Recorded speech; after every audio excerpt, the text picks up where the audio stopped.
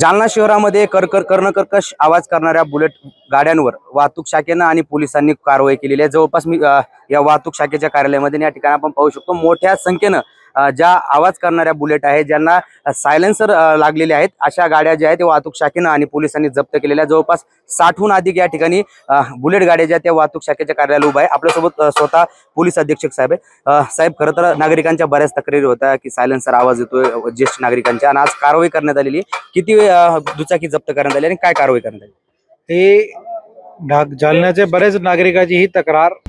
आता isakal.com आहे देशातील नंबर 1 ची मराठी न्यूज वेबसाईट। प्रत्येक अपडेटसाठी isakal.com ला नक्की भेट द्या। बरेच दिवसापासून भेटत होती की असे फार सायलेन्सर चेंज करून आणि मोठ्याने आवाज करणारी गाड्याचा वावर होत आहे।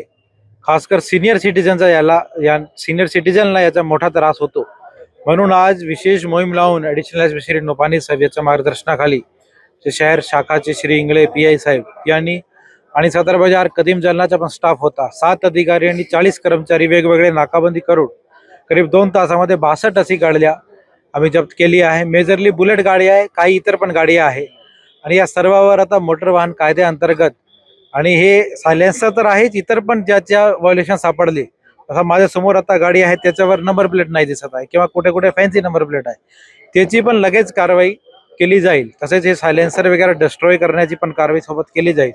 तसेच मी सूचना दिली आहे की दर आठवड्याला ही कारवाई किमान 1 दिवस नाकाबंदी करून केली पाहिजे। त्यामध्ये हे सायलेन्सर मॉडिफिकेशन किंवा विदाऊट नंबर प्लेट अशी सर्व कारवाई करण्याबद्दल सूचना दिलेली आहे।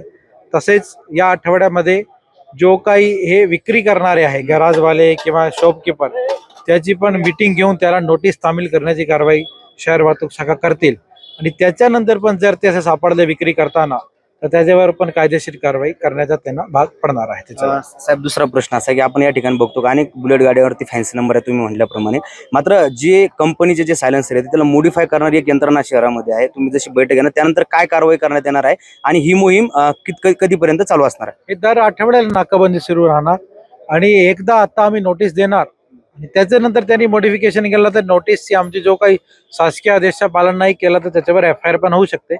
FIR होऊन त्याचा सगळा मुद्देमाल पण जप्त होऊ शकतो। तर त्याप्रमाणे आम्हाला ते करायचं नाही, म्हणून अगोदर आम्ही मीटिंग घेणार, पण मीटिंग नंतर त्यांनी ते सोडला पाहिजे, नाही सोडला तर सगळी कारवाईचा भाग पडणार।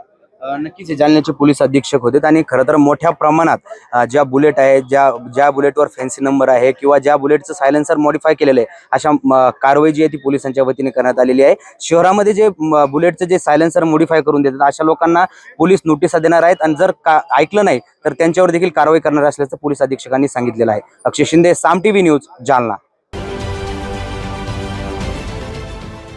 देश विदेशातील प्रत्येक घडामोडींचे लाईव्ह अपडेट मिळवण्यासाठी आता साम टीव्हीच्या सर्व सोशल मीडिया प्लॅटफॉर्मला लाईक, फॉलो आणि सबस्क्राईब करा। तसंच सर्व नोटिफिकेशनसाठी बेल आयकॉन प्रेस करायला विसरू नका।